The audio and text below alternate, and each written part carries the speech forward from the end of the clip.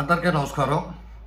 ఈ మధ్య కిరాక్ ఆర్పి అని ఒక జబర్దస్త్ కమెడియన్ కొత్తగా రాజకీయాల్లో ప్రవేశించి తెలుగుదేశం కండువా వేసుకుని ప్రస్తుత రాజకీయాల మీద, జాతీయ అంతర్జాతీయ సమస్యల మీద విశ్లేషణ చేస్తూ ప్రతి ఓన్ని లెక్క చేయని విధంగా అశ్లీల పదాలతో దూషిస్తూ తన ఇష్టం వచ్చినట్టు ప్రవర్తిస్తున్నాడు.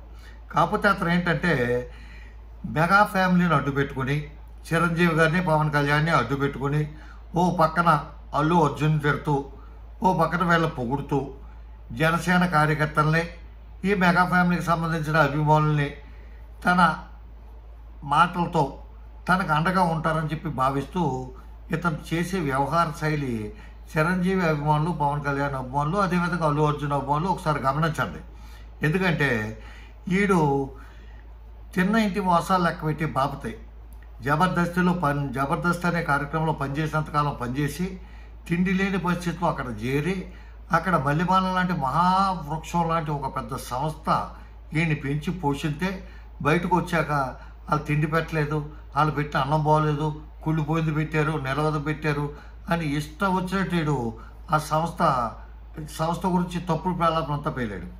అటువంటి వ్యక్తి ఇప్పుడు వచ్చి ఒక పక్కన జై చిరంజీవి అంటాడు, జై పవన్ కళ్యాణ్ అంటాడు, అల్లు అర్జున్ చేసింది తప్పు అంటాడు, ఖండిస్తాను అంటాడు. ఈడెవడంటే ఖండించడానికి వాళ్ళ కుటుంబానికి సంబంధించిన ఏమన్నా లోటుపాట్లు ఉంటే వాళ్ళందరూ పెద్దలు ఉన్నారు, అందరికీ 75 సంవత్సరాలు 65 సంవత్సరాలు దాటిపోయిన వ్యక్తులు ఉన్నారు, వాళ్ళంతా చూసుకుంటారు, వాళ్ళు కూర్చొని మాట్లాడుకుంటారు. ఏమైనా పొరపచ్చులు ఉన్నా, ఏమన్నా మాట పట్టింపులు ఉన్నా వాళ్ళు మాట్లాడుకుంటూ వాళ్ళు చూసుకుంటారు. వీడికి సంబంధం ఏంటి?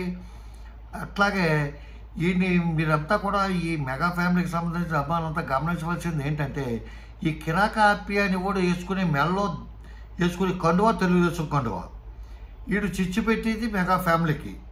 అంటే ఎందుకంటే ఇటువంటి వాడు ఏ కుటుంబంలో ఉన్నా, ఏ వ్యవస్థలో ఉన్నా ఇటువంటి వాడు ప్రమాదం. ఈడొకడు ఇటువంటి వ్యక్తే ఒకడున్నాడు. ఆడు ఇటువంటి దుందురుకు స్వభావం, ఇటువంటి నోటి దురుస్థానంతోనే చేతి దాకా వచ్చి నోటి దాకా పోలేదు అతనికి. అతనే మహాసేన రాజేష్ అనేవాడు. అలా కమ్యూనిటీకి సంబంధించిన వాళ్ళు, అతని మిత్రులు అతను వేరే పేరు ఏదో పెట్టి పిలుచుకుంటారు, కానీ అట్లా మనం పిలిస్తే బాగోదు కాబట్టి అతనికి ఎమ్మెల్యే టికెట్ ఇచ్చి మరీ క్యాన్సిల్ చేశారు. మళ్ళీ జీవితంలో ఆడికి మళ్ళీ టికెట్ వస్తే గెలుపుతాడు. మొన్న మహావేవులో గెలిచేద్దాడు, కానీ మళ్ళీ వస్తుందని కానీ వస్తే గెలుపుతాడని కానీ నమ్మకం లేదు. ఎందుకు? ఒత్తి నోటు దురుస్తాను వేళ.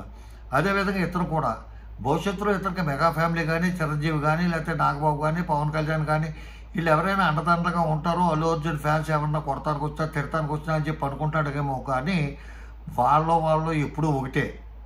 ఒక కుటుంబ సభ్యుడు ఒక మాట అనుకున్నా, ఒక మాట పడినా, ఒక మాట అన్నా మళ్ళీ వాళ్ళే కలిసిపోతారో. ఇప్పటి నుంచో ఉన్న జాయింట్ ఫ్యామిలీ లాంటి కుటుంబం అది. అటువంటి కుటుంబంలో చిచ్చు పెడతానికి దరిద్రం ఈడు తయారవి మెడలో తెలుగుదేశం కొండ వేసుకుని తయారవి. ఈడేవి జనసేన కార్యకర్త కాదు, వాళ్ళ అభిమాని కాదు. ఈ నిన్న కాక మొన్న పుట్టిన గుడ్డు లార్వా. ఇటువంటి లార్వాగాల్ని పట్టించుకోకుండా వీడి మాటలు ఎవరూ కూడా విశ్వసించకూడదు.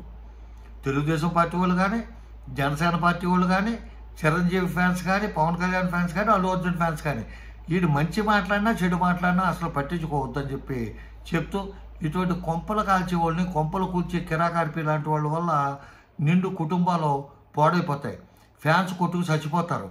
వీడు ఆ విధంగా రెచ్చగొట్టేస్తాడు ప్రతి వాడు. పైగా ఈయన చంపేస్తానికి 2 కార్లు వెంటాడుతున్నారంట, అదంటే ఇదంటే. వీడి నోటికి ఎంత వస్తే అంత చొంగ కార్చుకుంటా.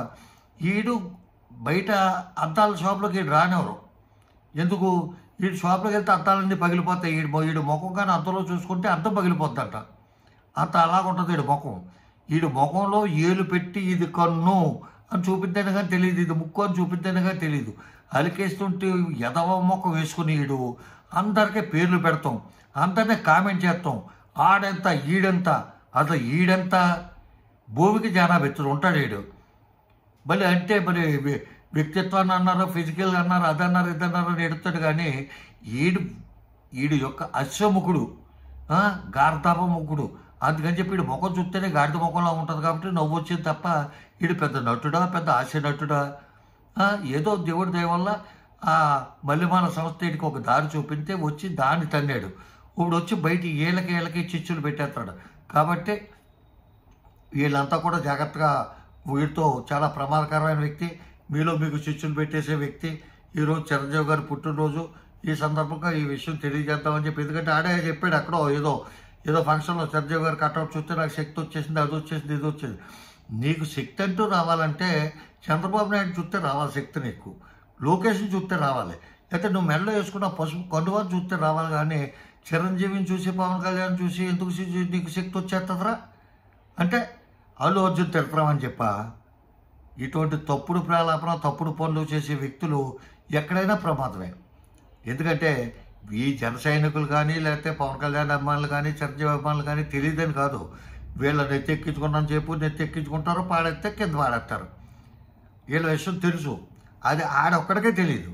ఇటువంటి ఉదాహరణలు మనం చూసాం. సేమ్ కమ్యూనిటీకి సంబంధించిన వ్యక్తిని ఆకాశానికి ఎత్తి అన్నయ్య నువ్వే మాకు అండా కొన్నంత అండా దండ అన్న వ్యక్తిని పట్టించుకోకుండా వదిలేశారు. అట్లాగే మహాసేన రాజేష్ని తొక్కకుండా మట్టానికి తొక్కేశారు. కాబట్టి వీడితో కూడా చాలా ప్రమాదం. కాబట్టి భవిష్యత్తులో ఇటువంటివాడు మంచి చెప్పినా కూడా విశ్వసించకుండా ఉండాలని చెప్పి కోరుతూ సెలవు తీసుకుంటాను. రామాంధ్రరావు, జై హింద్.